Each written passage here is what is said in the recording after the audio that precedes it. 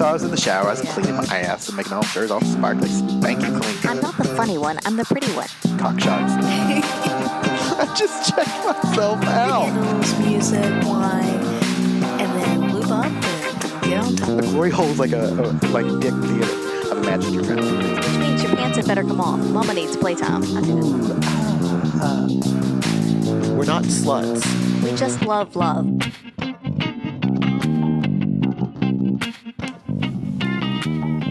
Hello, everyone. This is Mrs. Atom. And this is Mr. Atom. And it's a lovely, actually sunny day. Yes, it is. It's gorgeous here outside. In Sydney. Yeah, so we're actually recording this podcast during the day, which is really rare for us. But rest assured, we're still drinking. It's, almost 11 a.m. It's we have our 11. We have our mimosas. That's right. It's a great way to start the day. Yeah. Yeah. And you're listening to us here at By the By.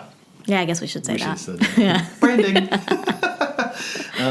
And I gotta be honest, I can't remember what we said we were going to talk about today.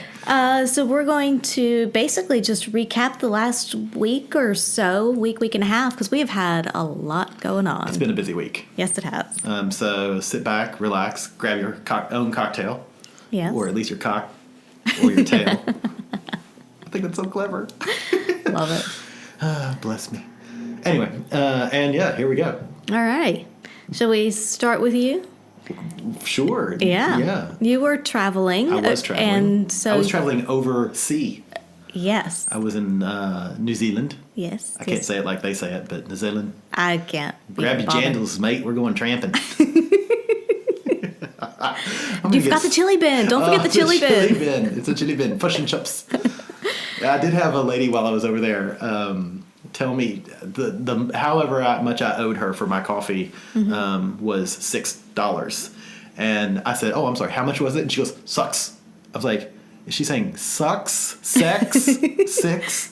I was so confused. Do you want me to suck you off? Yes, Is that what you're saying? Ma'am, I will do that for you in trade for coffee. But I need to drink my coffee first. Yeah, that's basically how it went. It was like, sucks. I have no idea what she's saying to me. It's like she's trying to speak to me. I'm going to get so much hell for that. Yeah, probably. I love New Zealanders.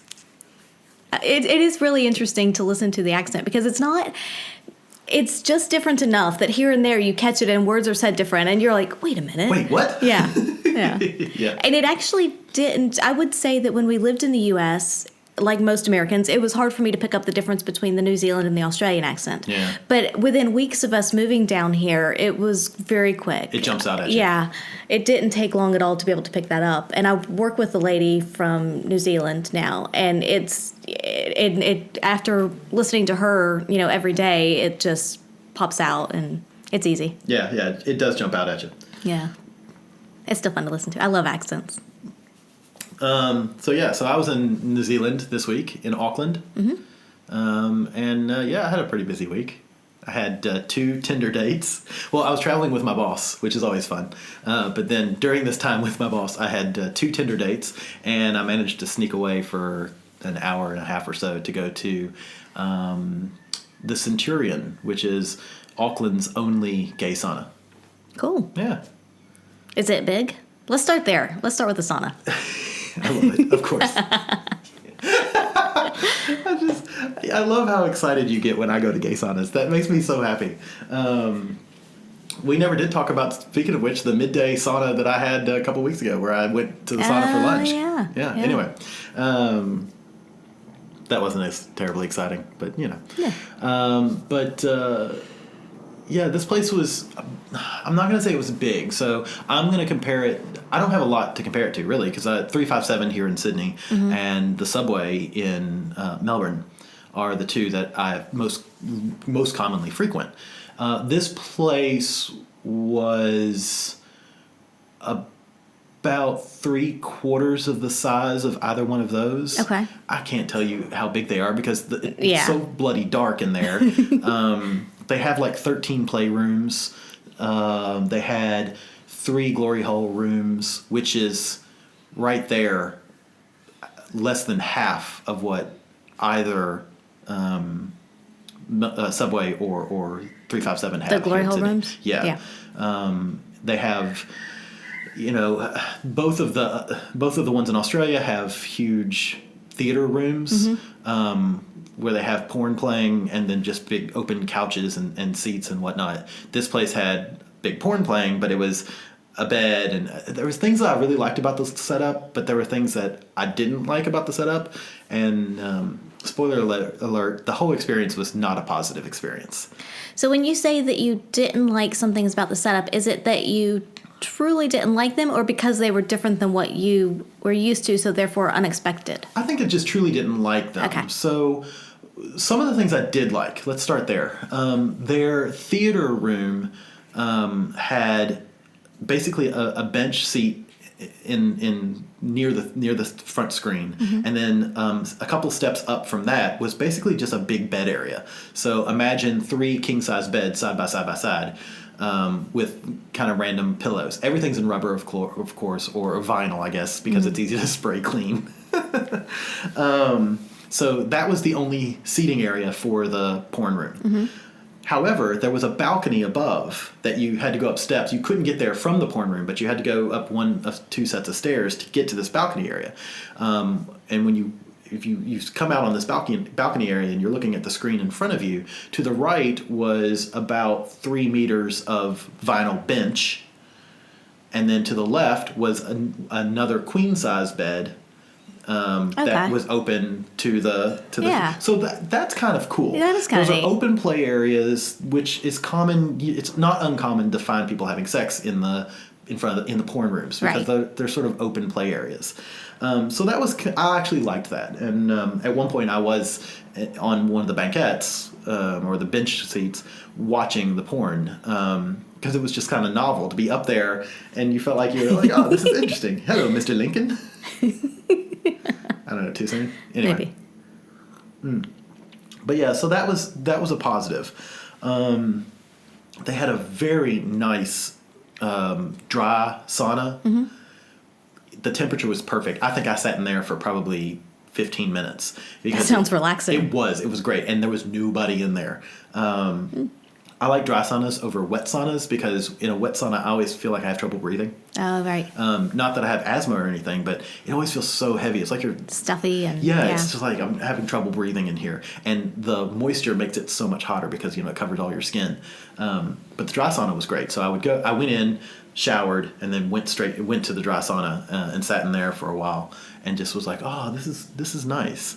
And anybody who's ever bottomed, male or female, knows that it's much easier if your whole body is relaxed. And the best way to relax your body at home is a nice warm bath. The best way to relax your body in a sauna is a sauna. Imagine that. I know, right? So yeah, I was of the mindset that I was like, yeah, I'm going to play with somebody. So yeah, those were the things I really liked. That area was great. Things I didn't like was the whole thing felt a bit disjointed. I never got my bearings. Really? Yeah, it was one of those things that... Was it like a maze in there? It's they always call them... They do call them mazes, which is good, but I like, again, both the places that I normally frequent, the subway is all on one level, so it's pretty easy. I would call the subway is basically 2 capital letter B's that are back to back. So imagine almost like a butterfly. So you go down a central hallway, you choose right or left, and then they're basically kind of circles around to, in the center. Again, there's an opening there to that central hallway. Then you go back out the second bottom of the B's, and you come back to the front. It's very easy to navigate. You never really can get lost.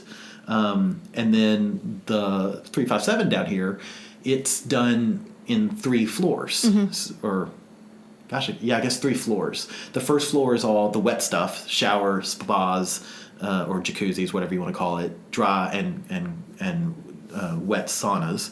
The second floor is the glory hole rooms, a few play rooms, the voyeur room or exhibitionist room. Then the next level is usually towel-free, so you have to be nude, and it's just a kind of a winding corridor back and forth. And then the top floor is a non-play area. So there's couches and televisions, there's computers that you can access the internet, and then there's a bar where you can get drinks. This place was 2 separate staircases, a front stair and a back stairs. And it was just, the upstairs was all the rooms, but there were a few dead ends, which I think is a bad idea because it's hard to escape somebody that you don't want to play with if you're in a dead end. That doesn't seem like a good idea. So I didn't like that. And we'll get into that later as to why exactly I didn't like that. But yeah, so the whole thing, the layout, while I liked it, it wasn't. I've been to 5 of those now saunas. This was my least favorite of all of them. Okay. Yeah, I don't like the idea of having a dead end. That seems not good. It's a bad idea. Yeah. I think it's a bad idea. Yeah. But yeah. In fact, there were 2 dead ends, now that I remember that. So yeah. All right. Dun dun dun. Next question. So you started out in the sauna. And you got all relaxed. Oh, I guess I should have said, too, when I went in to pay, and I don't know if anybody is curious as to how much things like this cost. This was $30 New Zealand. Okay. So I don't see that as bad. Yeah. The 357 I think is 25 Australian. If you get in midday, but like before 3 p.m., it's 18. Okay. And then I know 357 because I know 357 does Mondays. I think it's buy one get one. So if you come in with a mate, you only pay one fee, and both of you come in together. And I've done that a couple of times. It's fun. It's so much fun to be there with a friend because you're picking up as a team then. Yeah. So, but when I got to this place, he goes, "Oh, it's no towel day, right?" Like, okay. And so typically what you get when you come into one of these places is you get a huge bath towel. So everybody walks around naked with a bath towel wrapped around them. What they give you on no towel day, which I think is a bit of a misnomer, is because I basically got a hand towel. Did you put it on a string like a loincloth? Right? If I had an elastic band, I totally would have. But what's funny is, like, I think no towel day, and I'm like, all right, fine, I'm just going to go nude. Yeah. And so I threw the towel and I start parading myself into the area. And as soon as I come in, I see 3 or 4 guys, all of them carrying their towels, holding it right in front of their junk. So I was like, that's misleading. Well, I'm not going to be the only guy here parading around naked because that invites predators. Yeah. So I went back, got my towel, and then started doing the whole... See, I would have thought that you'd walk around naked then, too. Yeah, exactly. But I guess not everybody's comfortable with that. So, and the things, again, like 357, the third floor is typically towel-free. Mm-hmm. And you go in, you hang your towel up, and then you just sort of parade around. That's awesome. Because if you don't want to experience that, you just go to one of the other floors. Right. There's 2 other floors you can play on. So I got my towel, changed out of my clothes, checked my phone, made sure that I knew where a clock was, always important in these clubs, and then I went off into Wonderland, for lack of a better term. So I took my shower, because I always like to be clean, and then I sat in the sauna for a few minutes, and then, of course, where do I go first? Glory holes. That's my girl. Because I got a thing.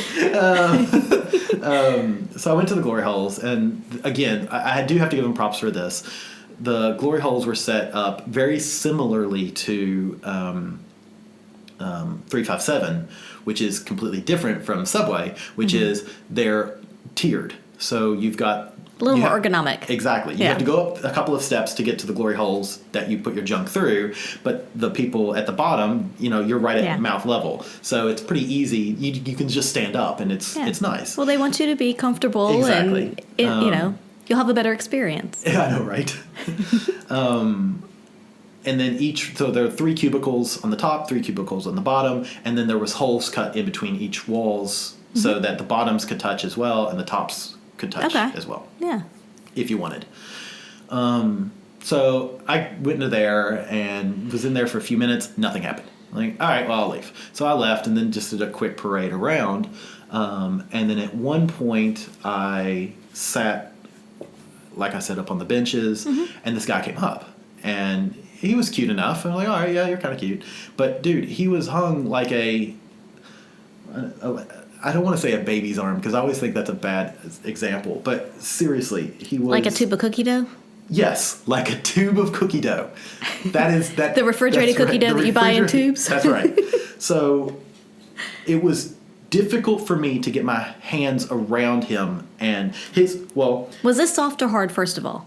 it was semi. Okay. It was he was about as thick as my wrist. Big. And his length was almost the length of the champagne glasses in front of us. Wow. It was crazy. I would have said 9 So basically inches. he was about the size of the, would you say Yeah. the opening of the champagne Yeah, glass? he couldn't get his junk in the opening of the champagne glass. Okay. It would not have fit. And then what, maybe 9.5 inches tall or long. So How tall if he's standing on it? Right. Is he doing a push-up with it? like a third leg. They called him tripod. Yeah, so we, I'm all about going down on somebody like that, sure. Yeah. But let's be realistic. That ain't going anywhere near the backside of me. So I started going down on him a bit, and he was one of those guys that's a bit rough. Okay. Which, again, I'm okay with that. I like being treated like an object. That's okay. And then another guy, because we're in an open public place, another guy comes up who is of a more manageable size. And so then I was going back and forth between the two of them, which is also fun. There's a bit of that fantasy being passed around. That's kind of nice. And then the guy with the more manageable size stands up and walks, or kind of turns around and walks out. And then the younger third arm guy picks me up kind of by the shoulders and just sort of lightly pushes me to follow the first guy. I'm like, all right, cool. So we're going somewhere else. So the first guy goes into a room. I follow the guy into the room. I'm like, all right, we can work on this. And then the young guy follows me, turns around, closes the door, locks it. Absolutely fine. That's normal what happens. So the first red flag happened when young guy basically pushed me down onto the bed. When you say young, how young? 24 maybe. Okay. And the other guy was probably 38 to 42, Okay. so closer to my age. So from now on, I'll call young guys the champagne glass junk, and then the older guys more manageable. Right. So I'll call them young guy and old guy from Sure. now on out. So he's by my shoulder. He pushes me pretty forcefully down, sitting onto the bed. Red flag goes up. Like, all right. So he doesn't, whatever. So I'm going down on both of them, and then I started focusing on the older guy. And then the young guy goes to get a condom, and I looked at him and said, "Dude, I am not bottoming for you." And he goes, "Why?" I said, "Seriously? You're way too hung for me." And then the older guy pulls out poppers. Anybody who doesn't know what poppers are, typically it's furniture cleaner. I know, right? It's furniture polish, in a small jar. It's very common in the homosexual world because you take a sniff of it and it's supposed to relax all your muscles because it's a vasodilator, I guess. So all your muscles relax. At the bottom, there's times I love it, and there's times I hate it. It's kind of scary because you can there's a retinal problem that you can have. It can make you go blind if you use them over and over and over, which is why I only use it maybe once a year. But it is a great feeling. It's one of those, if you like the smell of gasoline, that feeling that gas gives you, poppers are amazing. Anyway. Who doesn't like the smell of gasoline? I'm not advocating the use Sometimes of poppers. I walk down to the gas station just to smell. No, I'm just kidding. I'm not advocating the use of poppers, Right. but It's out there, it happens. it's out there, it happens, Yeah. and I understand why people use it. So he asked me if I wanted poppers. I said no, because I wanted to keep a nice clear head. Because Yeah. they also make me a little fuzzy, and they can give you a migraine. So Ooh, because there's about a 5 to 15 minute high off of them, and when you come off of it, you come off hard, and that's when it makes me kind of fuzzy, and I don't like that feeling. It doesn't always happen to me, but it does. It can happen. So I said, no, thank you. And the older guy, again, I'm going down on him, and he was like, don't worry, he'll be gentle with you. And I'm like, okay, that's sort of like saying, I'm trying to come up with a good example of what that's like saying. That's like saying a bulldozer can be gentle. A bulldozer is not going to fit in a normal size parking space, no matter how much you fold in the side view mirrors. It just ain't going to happen. And I didn't want to risk that. And also, even though somebody says, that he's going to be gentle, not knowing him, you don't know that. And to be a little stereotypical, typically the young guys aren't as experienced, and they don't know how to be as gentle. Exactly. I have had. Now, granted, if he's bigger, he's probably dealt with that more of his life, but still, I wouldn't trust him to be gentle. But he doesn't know me. How do I know he's going to care? Yeah. I mean, that's the thing. So I said no. Young guy's still rolling the condom on, and I basically stood up and said, "Hey guys, I'm not into this. This is not okay." And while young guy still had both hands on his junk, I opened the door and left. Mm-hmm. Well, I walked pretty quickly, trying to escape myself from this situation, to the glory hole room. Mm-hmm. Within a few minutes, young guy was there and putting his junk through. And I'm like, all right, I will go down on you. That's fine. And so I started going down on him, and he is reaching through, and typical sort of dominant stuff, reaching through, putting fingers in my mouth, which I'm okay with, but then at one point he puts 3 full fingers in my mouth, and he's trying to get them as far back, which again, I have very little gag reflex. If that's what turns you on, that's fine. At this point I'm thinking, well, if I can just get him off, he'll leave me alone. Yeah. But then he's reaching through and grabbing my chest and squeezing extremely hard, almost to the point that I'm thinking, this is possibly bruising. Yeah. But still, I'm like, all right, I can just remove myself from this situation and it'll be okay. So I left the room and I started to go one way, so he thought I was going one way, and I ended up going another. So I lost him. So I'm looking around. There's not a lot of people in this club. So it's not anybody that I could just sort of sequester myself away with that I'm interested in. So I went to the computer rooms and sat down in front of one of the computers. So I was like, all right, I can sit here, watch some porn, get kind of hard, and then go on out. Mm-hmm. And he will hopefully find another partner and in the meantime, and be in a room. And then I can sort of, again, relax and play as I like. I was in there for about 15 minutes, and I left. Didn't see him anywhere. I was like, sweet. So I went upstairs to see who was... Typically what will happen is, much like Amsterdam, you'll have people sitting outside of a room, and they're just like, this is their room. And if you're interested, you follow them into the room. It's kind of hilarious. But anyway, so I go upstairs, and I hit this dead end. I'm like, bummer. So I turn around, and guess who's standing there? Oh.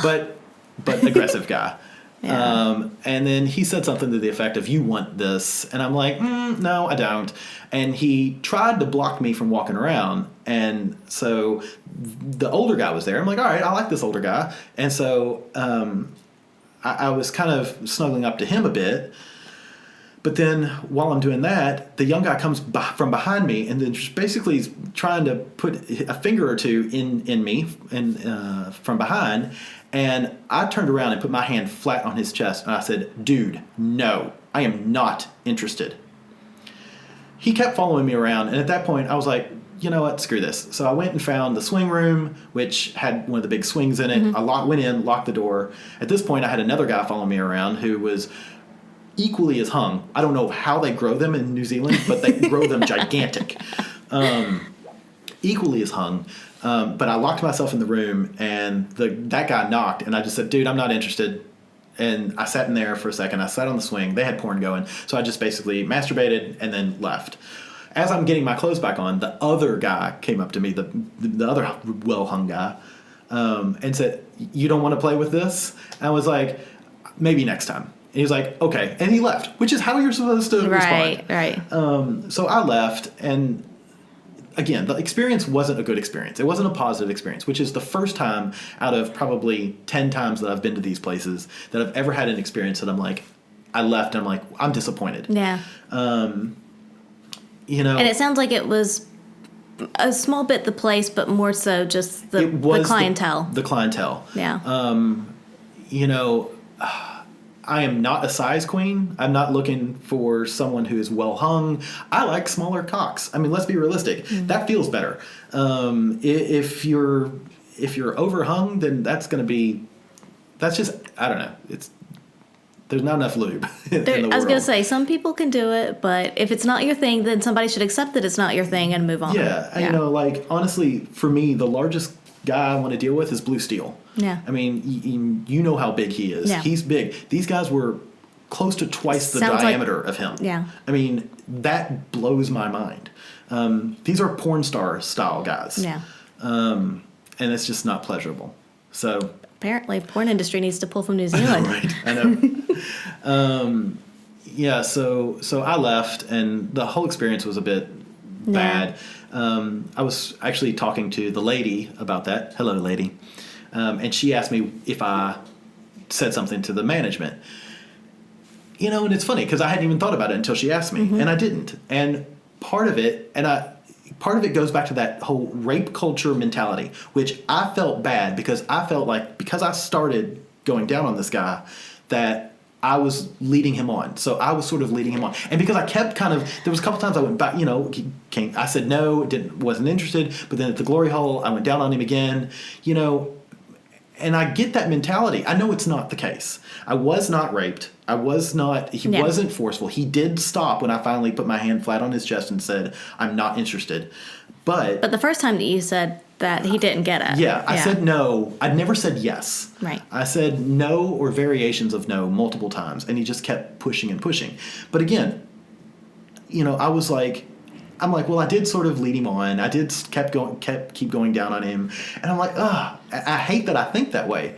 But I get it. You know, I understand. But at the same time, when you say that you're not interested, like from the very beginning, when he was putting the condom on the first time, when you said no, he shouldn't have pursued you after that. I agree. But yeah. And my question would be, if you had said something to management at that time, like that evening while you were there, still walking around, still playing before leaving, would they have said or done anything? I don't know. I don't know. The management, only guy that I saw there that was working there was young. He was probably 22, 23. I mean, and he was smaller than I am build-wise. I mean, he's management, so therefore he's in a position of power, but still.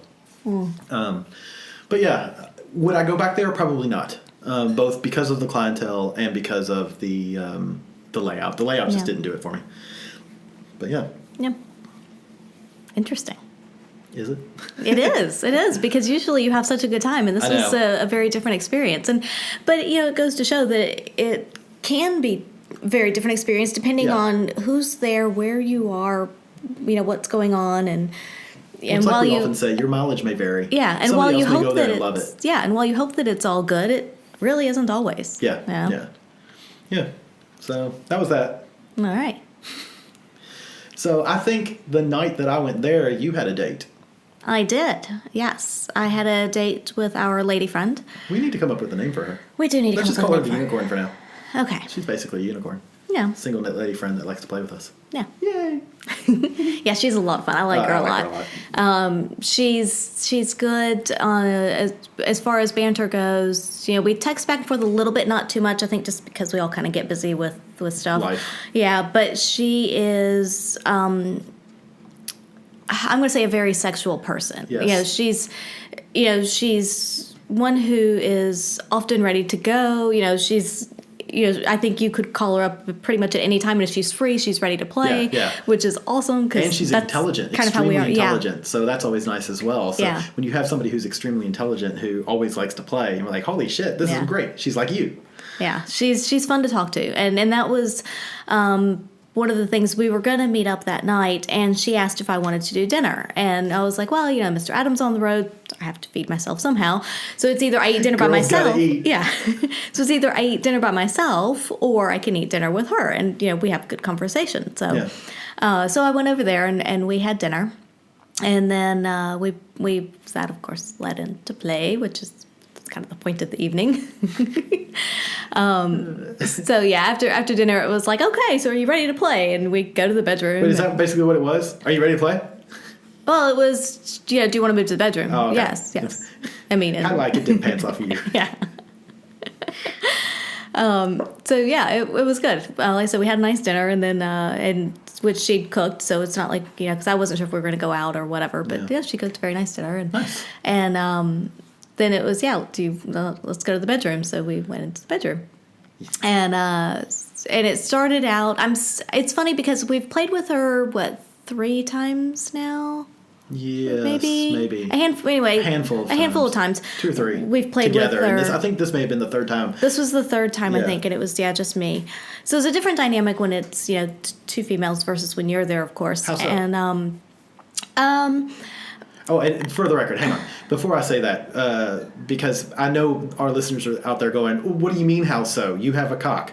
She and I have never had penetrative sex. No. No, you haven't. Typically, when we play, I am sub to both the women, and so there's a lot of pegging and dildo play on me, and I am not an aggressor or a dominant in this triad. Right. So that's how so? Because it's clear it's always led by the women. Yeah.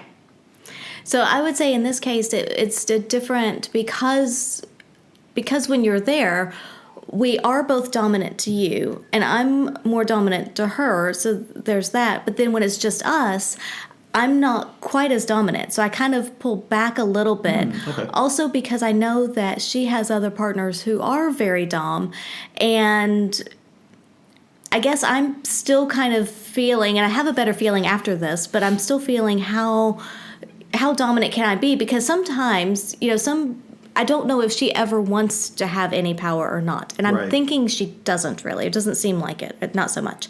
But it's also one of those things that if she does, I can give a little. Not too much. I don't like it too much, but... That's my girl. But, so it was I kind of was feeling that out a bit. But no, it was still very much, I tended to take a little more control of things and guide where things went. But I also wanted to see, because she does normally play with guys, I don't think from my understanding, she doesn't have a lot of female partners. So I wanted, I did start out with asking her, what are you looking for tonight? What do you want? Like, is there something that she wanted particularly from me that she can't get from a guy that we could do? How did she answer that? I mean, was she appreciative of the candor? I think so, yeah. And she very quickly said that she wanted me to fist her. And so... Wow, there you go. Let's move straight to Final Jeopardy. What do you want? Fisting?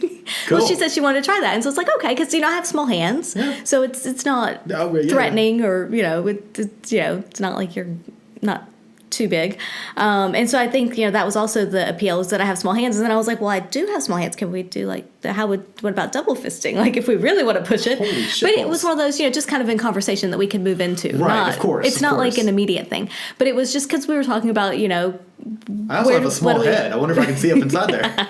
I don't think it's that small. Want to do a reverse birthing? Sorry, I'm sorry. Wow. No, bad. That's not gonna fit. That's awesome.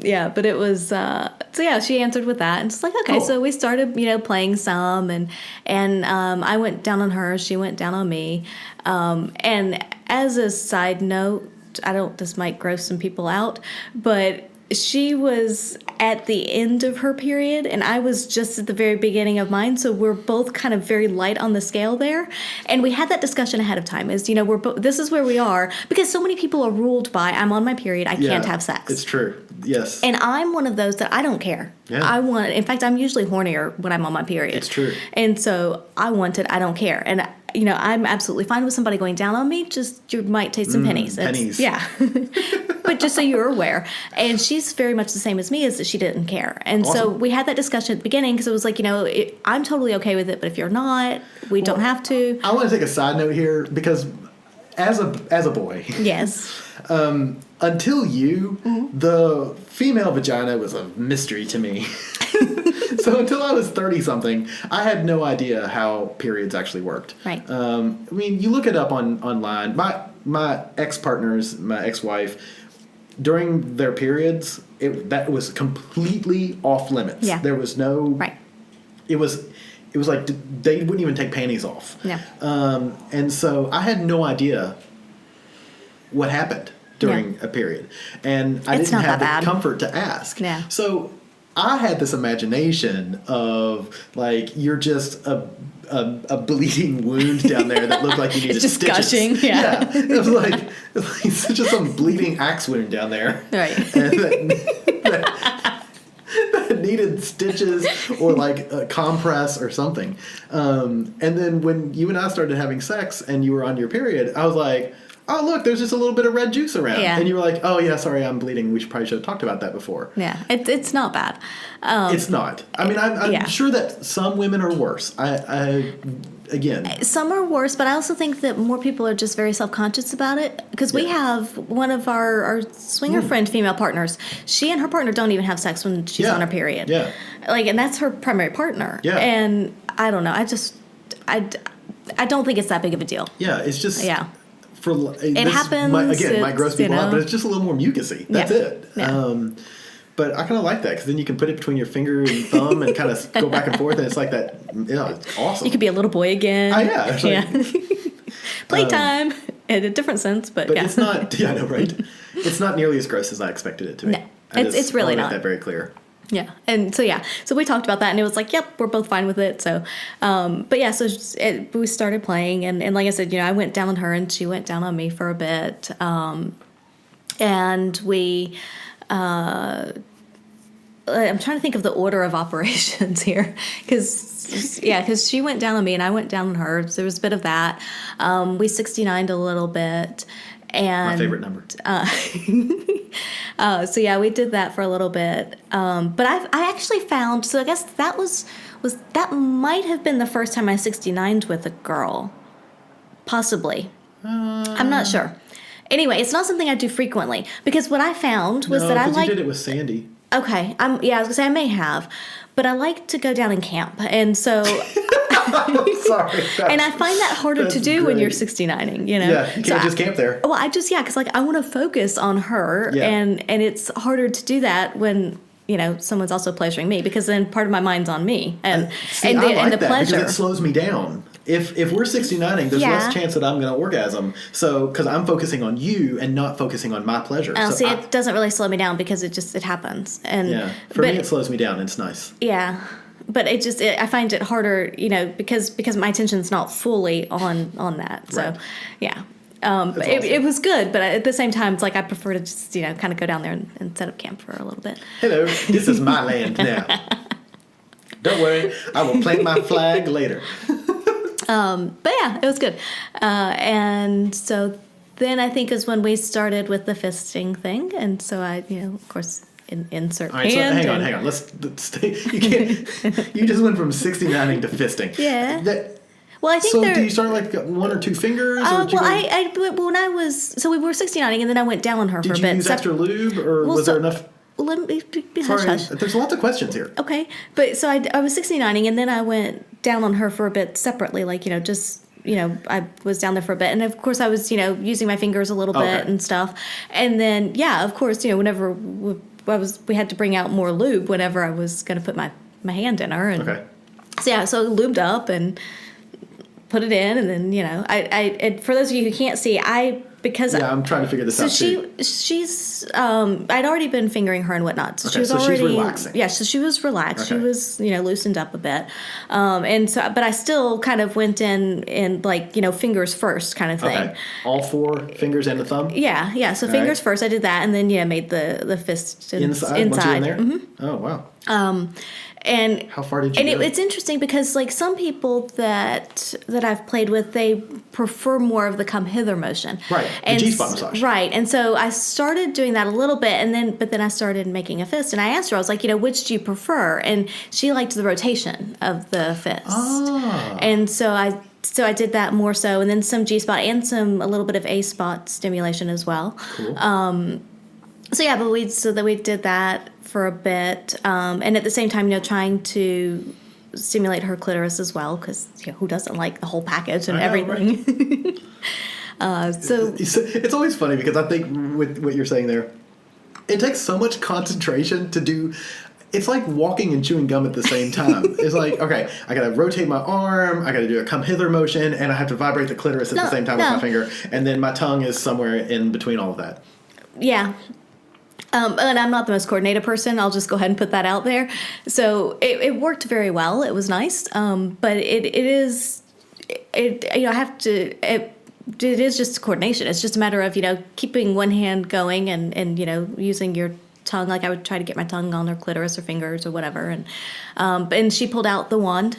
Oh yeah. And so then, bless the wand. If you don't have a wand, drop the podcast, pause it right now, go to your internet, buy you a wand. Yes. You'll be And happy. I was gonna say, Boys and girls. The Max Black has 2 versions that are really good. Yeah. Get one that's waterproof. I was gonna say, well, there's one that's battery operated, which is what I have because I don't like to be, especially in some of these places here in Sydney. There's not a lot of outlets, and so I don't like to have to be tied to the outlet. And if you're traveling, you never know where they are in hotel rooms. And you don't want to have a converter. Right. Overseas. Look, adapter, converter, whatever. Right. And so I have the battery operated one. A number of my female friends have the plug-in one, which is stronger because it's plug-in, but I find the battery one perfectly fine for me. So, whatever floats your boat. Pun intended. Whatever hits your button. Yeah, exactly. There you go. But yeah, so she pulled the wand down, so we had that out at the same time, and it was just like this big pleasure fest, and yeah. And then she came, and that was... Is she a squirter? She didn't. We did have a conversation about squirting. I think she can. She has a guy who she plays with that likes to make women squirt. Yeah. Who doesn't like to make women squirt? Well, when we had this conversation about it, and maybe we should do a whole thing on squirting at some point, but I think it's interesting because when I squirt, I really only squirt with a lot of clitoral stimulation. Yeah. And I find it very hard to squirt if there's something inside of me, whether it be a toy or you. I can get so close and I can feel like I need to and I want to, but I think I have a time or two, but it's not frequent. And it's I know I have with the toy a couple of times. I might have with you once, but it's really hard for me when there's something inside of me to also squirt. But the second you pull out, then I can. Yeah, it's awesome. Yeah, I have most of those dates marked on my calendar. But that's the thing. Like when you pull out, I can't. It's when you're in me that it's really hard for me to do so, and I don't really know what that is. I don't think it's a mental block. Maybe, I don't know, but something. But yeah, without you in me, I can't. And so I'm kind of curious, if somebody were to help me, if I could get over that or not. And maybe it's something we need to play with a bit more. Do we need volunteers? Well, I don't know. You and I could play with it too, but I don't know. It's kind of one of those things I've thought about. It's like, is it something I can do when someone or something is inside of me? How do I get past that, basically? Because I can do it, just not. It's a lot harder if there's something also inside of me. So you got your fisting done. Yeah. Yeah. And then. And that was awesome. I have to say that it was great to feel her when she came, her muscles on my wrist. Oh, that's true. How far into up your forearm did you get? No, just past the wrist bone. So not far, but still, I don't know. I love to feel a woman come, even just on your fingers or normally, but just you should feel it around your junk. Oh, I can't imagine. I would love to. If I could just have a penis for a week, it would be awesome. Anyway. Let me think about that for a moment. I was just thinking, actually, I think I'd like you to have a penis for about a week, too. Maybe 1 week a month. Instead of getting your period, you should get your penis. That would be awesome. If we could make that happen. Oh, my God. That's my one wish if I have a genie. I no longer want periods. I want a penis for a week. Penis for a week. Yes. That would be awesome. Yeah, it would. But I can't imagine, because feeling it on your fingers and whatnot, I guess on my wrist was the closest I think I could imagine to what it would feel like on a penis. Yeah, and you're tight anyway. You're pretty tight, and then when you come, it's like I can feel it all the way. You feel it rolling down, and then back up, and rolling down. It's almost as if you're sucking me into you. It's a great feeling. Yeah. But yeah. I love it. I do too. Anyway. We need to make you use your Kegel balls. That way you feel like you're breaking me off. Ooh. Anyway. Too far? No. Yeah, so that was good. And then so we played some more because then she did some fingering with me and went down on me some more. So we played a bit after that. And then we just kind of laid there and chatted afterwards. So... It was awesome. Good. Yeah. I love it. It was a lot of good playtime. I really enjoy her. Yeah, she's a sweet person. she's very sensual. Yeah. She's got beautiful breasts. She's comfortable with herself. She's comfortable with play and talking about play. Yeah. And that's what I like too, because it's nice to feel people's limits and see where do they want to explore. What, and that's kind of nice. What are you keen to try kind of thing. And one of the things I really like about her too is immediately with me, like the first time we played, she was okay with the anal stuff. Yeah. She wanted to see what it looked like. She wanted to see how you and I did pegging. Especially right off the bat. Right off the bat, yeah. She's like, I want to see this. And then the second time, she was like, I want to be part of this. Yeah. And she was. And God, you guys, it was amazing. Yeah, so. Yeah. I like her a lot. I'm She's getting all fun. aroused right now. Yeah. I'll say we'd give her a ring, but I think she's out of town. Well, we have company coming over shortly. That's true. We have a play date set up today. It's the first time with a new manticore. Yes. Dun, dun, dun.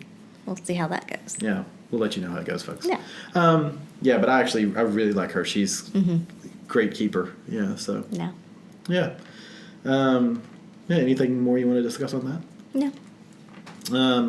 So I guess the only other thing I had... You had 2 Tinder dates. I had 2 Tinder dates while in Auckland. The first one was just a nice drinks catch-up. Lovely lady, but there was no real... No chemistry? No, there was a little bit of chemistry, but no real spark. You have to have a spark. She was fun to talk to, but yeah, it was just okay. The second lady, however... So to preface this a bit, we had a date scheduled for 7:30 on a Wednesday night. My plane took off at 7 a.m. the next morning. Because it's international, that meant we had to leave the apartment at about 4:45. So my alarm was going off at 4 to 4:15 a.m. So, as you might imagine, not a lot of time. And I don't know. It was one of those things. When I first saw her, I was like, immediately it was like, the first word that came to my mind was wow. She reminded me so much of a partner that I had in the States, and you and I had Your first threesome. My first threesome lady. So she reminded me so much of her, and she was that young lady was the second woman I'd ever slept with.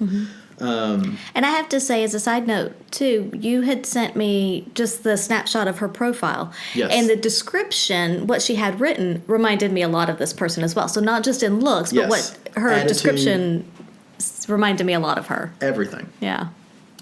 So she was all infatuated with my southern drawl, so I turned it on a bit for her. And she really, I was very pleased. It was one of those immediate chemistry, which is odd considering, she doesn't drink. She's been a teetotaler for 14 or 15 years. So, but she doesn't judge if you drank. Because I had a cocktail, and she had a ginger beer, non-alcoholic ginger beer at the bar. And immediately we start talking about kink. Because we talked a lot on Tinder. And she is I don't know, like an energy advisor, specialist. When I say energy, I mean I don't want to say new age, but kind of that, I don't know, what I would have called before kind of like hocus pocus magic-y stuff. Like hippie type stuff? Kind of hippie stuff. But again, she doesn't come off as my problem is I judge those people based off the people I've always experienced. Right. And in the States, those people are usually crazy. They're absolutely crazy. But she was intelligent and lovely, and we didn't really get into a lot of the energy play. But she's like, one of the things I like to do with dominating a man is energy play. And she's like, I can have somebody begging, and they're completely clothed. And people say that, and I'm like, yeah, sure, I imagine, whatever. But still intriguing. So then we went to dinner. We had a lovely dinner.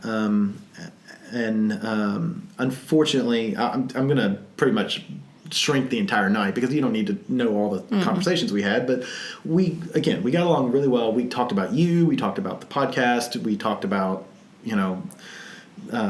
all kinds of touching on kink and what she was interested in, because she's just starting to getting into kink and non-monogamy. And so it's too late. At this point, it's like 10:30, 11 o'clock. And it's time for her to go home. And as much as I wanted to play, it wasn't, the timing was wrong. So we walk to a cab and start the kiss, just, the sweet goodnight kiss. And she takes her right arm, I guess, and starts rubbing it up my left. And the second she gets to my elbow, and at this point my sleeves are rolled up, but my elbow is bare, I feel this spark. Like, whoa, that's weird. And then she puts her right arm on my back of my neck and I don't know what she did. If it was a pinch, if it was, a couple fingers on the like on a on nerve the spine or the yeah. pressure points or whatever. But immediately I felt this like twinge in the pants area, which has never happened with another partner, male or female, that's not you. And it wasn't because I thought she was hot. I mean, she was hot, but it wasn't that. There was something, a pressure point. There was something there that she tapped into. Or nerve or something, And if that's what energy means, I am all about it. You can push my buttons any day. Exactly. I mean, it was an amazing feeling. I would love to have spent more time and experienced what she's actually talking about and experienced what she can actually do. Because just in that 90 to 120 seconds of kissing, there was this something that stuck with me all night and into the next morning. I was thinking about it, which is really rare for me. So I don't know what it was, but it was something magical. It was a great feeling. So I've messaged her on Tinder and I'm like, all right, what did you do to me? And she's like, oh, I just gave you the light version. I'm like, that doesn't answer what you're the doing. question. I love it though. I mean, I love that kind of coy. Yeah. So we'll see. See, I like answers.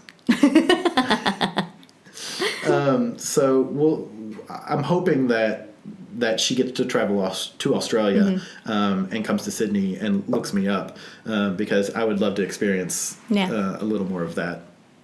But yeah, it was a sounds like a good night then. Good night, good lady. So it was interesting. Second one's better than the first one? Second one's better than the first one. Unfortunately, I didn't have enough time. I wish I'd done this one first, and then I would have said, all right, Wednesday night, we're just playing. Yeah. You're coming back to my place. My boss can put his noise-canceling headphones on. Not that we were sharing a room, folks. We were sharing a 2-bedroom apartment. So that's true. That's a good, I just want to make sure that we're not in the same bed. Good clarification to make there. That's kind of odd. And other than that, I did come out as bisexual to my boss. That was something else that happened this week. It was a busy week. Yeah, sounds like it. That actually went amazingly well. He was like, dude, I don't fucking care. As long as you're happy, I'm happy. Yeah. As long as the missus is happy, I'm happy. Yeah. And, Doesn't affect your job. No. So, no. Keep doing what you do and doesn't matter. So that was good. Yeah. Awesome. All right. We want to wrap this up with a question. Do we have a question? We have a question from one of our listeners that we like very much, this listener. Yeah. So the question is... We like all of our listeners, by the way. Yeah. Sorry. This one we've had a lot of communication with. Yeah. A lot of back and forth. Yeah. So the question is, what % of your either annual or monthly income gets devoted to sex, either with each other or with others? So, right off the bat, it doesn't matter monthly or annual, it all averages out, but I took an average of what we spend each month. So I had a guess in my head. I have a guess in my head too. And Mr. Adam had a guess in his head. Do we want to say them at the same time to see if they're... I guess, of course, no. All right, I'll say mine first. Okay. I would have guessed somewhere between 10 and 12% of our annual income goes to some form of sex. Right. And I would have said between 5 and 10%. Probably, I would have hoped closer to the 5 to 7, but realistically, probably more 7 to 10. So those were our guesses. Yeah. And did you actually do the math? And then I sat down and I did the math. Holy shitballs. Again, I was averaging. So basically what I took into account was toys. Because toys, in general, nice toys are expensive. Yep. And anything in Australia with a motor, I have no idea why, but if it has a motor, it's even more expensive. Yeah, and the hand crank dildos just don't do it. No, they don't. You have to do a lot of cranking to make that thing vibrate hard enough. Yeah. It's like an egg beater. Imagine an egg beater. Yeah. So we attached it to a bicycle, and that's why we have a stationary bike in our bedroom. She's like, harder, harder. I'm like, bitch, I'm going as fast as I can. So I included toys. If there was any type of clothing items that we bought in particular, so like to go out to the club. Like latex. Right. Things that are not going to be worn to work. Yeah, things that you're not going to wear to work. You're not going to wear out just on a general night out. Latex, for negligee, dinner. teddies, costumes. Right. Yeah.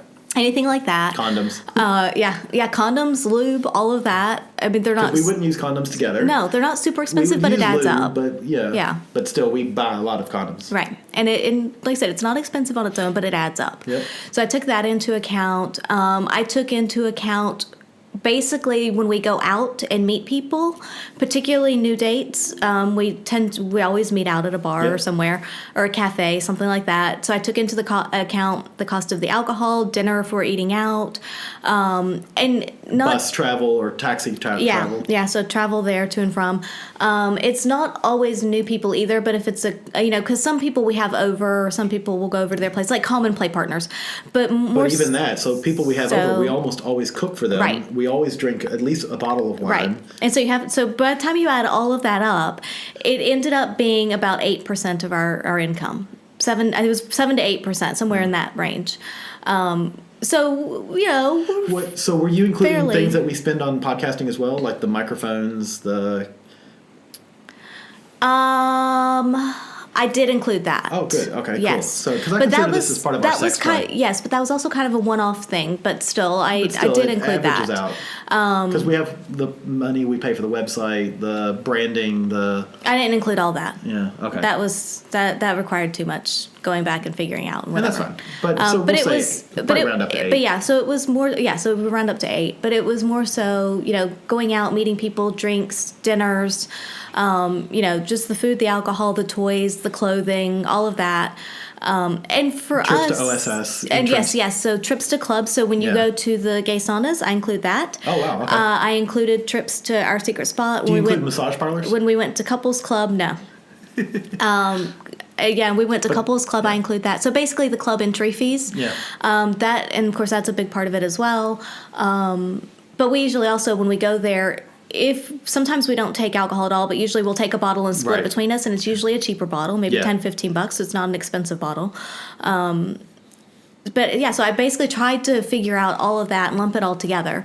And what we got was about, let's say, 8%. There you go, ladies and gentlemen. We spend 8% of our annual income. Which is a fair amount. Our combined annual income on sex. And it is a fair amount, but I would also say that and again, your mileage is going to vary depending on you and what you do and how you play. We've got friends that don't go out nearly as much as we do. So, well, it's our main hobby. Yeah. I mean, I don't mean that sounds kind of ugly, I think, to say it as a hobby, but it is. It's what we do with all of our fun time. This is what we talk about. Yeah. I mean, I mean, we do other things. We go to other shows. We go other places. We go hiking and whatever. But at the same time, if we're going out at night, sometimes we go out on our own and it's fine. But a lot of times we're meeting other people. Yeah. And so if we're going out and into the city or whatnot, we're usually meeting other people. Yeah. And so it is something that we do with a fair bit of our time. That would be another way to look at it, is how much of our time do we devote to it. Okay, so I know let's do that on a monthly basis. All right. I'm gonna guess so. So don't include sleeping time. So take 8 hours out for sleeping. Yeah, I'm taking 8 hours out for sleeping. So if I look at how many nights a week we spend, so that would be that many. I'm doing math here, and I'm talking out loud so our listeners aren't. We can always pause and do math. I could, but this is more fun because I'll talk about like balls, boobs, cocks, stuff like that. Right. What number do you have over there? How many hours? So it's what'd you say? 4. So I'm saying 20 hours a week.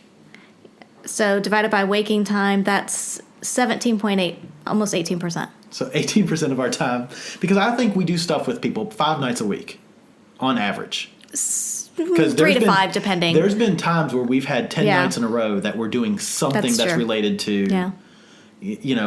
I'm also including things how many hours a night are you? 4 hours a night. Yeah, because some are going to be less, some are going to be more. Yeah, So, yeah. and because we've had days where we've been doing stuff Yeah, with people. that's and we've true. And I'm counting trips to Max Black. And True. a round trip to Max Black with the hour spent at Max Black is 2.5 hours. Yeah. Yeah. So Yeah. So there you go. 8% of the income and 18% of our awake time. fantastic. I love it. That makes me excited. 8%, 18% of our awake time. And that's not counting sex with each other. That's true. Which we... And that's not counting work. And that's not counting work. We should probably not talk about work. Yeah, because we have sex a lot. Yeah. Yeah. I mean, we That's average time over with other, one time a day. That's time with people. Yeah, other this people. is time with yeah. others or at toy stores. Potential others. And yeah. So, yeah, there you have it. That's fantastic. That makes me so happy. I love it. All right, well... It's probably more than many people, but it's probably also less than some. So. That's great. More than most, less than some. No, I don't think it's more than most. It is more than most. Yes, it's definitely If more. you look at our play friends. Yeah, more than most, less than some. Yeah. So there you go. Yeah, let's wrap this mother up. All right. So, thank you very much for listening again. Yes. If you want to reach us, send us a question like this question that we got from one of our users. We got this question over... Or users. My God. Listeners. Hey, look, anyway. If you would like to send us a question that you want us to answer over podcasting, this one came from Twitter. Email us at theatomsoflove@gmail.com. Mm-hmm. We recently changed our Twitter handle. We are now at By the By Podcast. Mm-hmm. And you can find us on Facebook. By the By Podcast. Search that, all one word. Mm-hmm. Or you can find us on our website, www.bytheby.com.au. And I think that's all the places you can find us. Yeah. Sounds good. So, yeah, there you go. So search for us. Yeah. Talk to us. Email us. And we always do appreciate it. Please comment. We try to reply to all of our emails within a very quick turnaround time. So, yeah, we definitely appreciate y'all. Excellent. We'll Thanks for listening to us here on By the By.